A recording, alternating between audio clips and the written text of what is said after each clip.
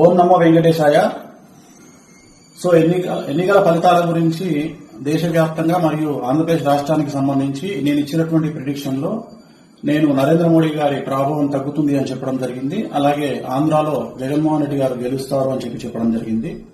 నాకున్నటువంటి విద్వత్తు, నా విద్యను అనుసరించి నేను చెప్పడం జరిగింది. సో నేను చెప్పిన దాంట్లో సెంట్రల్ లో మోడీ ఆధిపత్యం అనేటువంటిది తగ్గింది, ఒకటి జరిగింది. రెండవది ఆంధ్రప్రదేశ్ లో జగన్మోహన్ రెడ్డి గెలుస్తాడు అని నేను చెప్పినటువంటి ప్రిడిక్షన్ తప్పింది. సో జనరల్ గా జాతకాన్ని బేస్ చేసుకుని మాత్రమే నేను చెప్పడం జరుగుతోంది. సో చాలా రోజుల నుండి నన్ను విమర్శిస్తూ ఉన్నవాళ్లు, నన్ను ట్రోల్ చేస్తూ ఉన్నవాళ్లు ఒక లక్ష్యంగా చేశారు. సో ఈ రోజు నేను చెప్పినటువంటి ప్రిడిక్షన్ 100% తప్పయింది. దాంతో ఖచ్చితంగా నేను ఒప్పుకుంటా ఉన్నాను.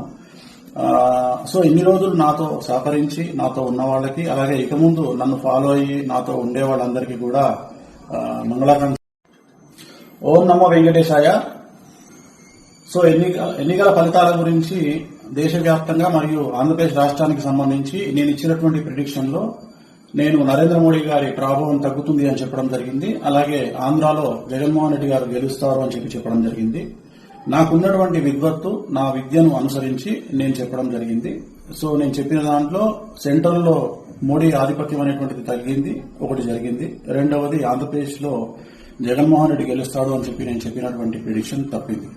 సో జనరల్ గా జాతకాన్ని బేస్ చేసుకుని మాత్రమే నేను చెప్పడం జరుగుతోంది. సో చాలా రోజుల నుండి నన్ను విమర్శిస్తూ ఉన్నవాళ్లు, నన్ను ట్రోల్ చేస్తూ ఉన్నవాళ్లు ఒక లక్ష్యంగా చేశారు. సో ఈ రోజు నేను చెప్పినటువంటి ప్రిడిక్షన్ 100% తప్పయింది.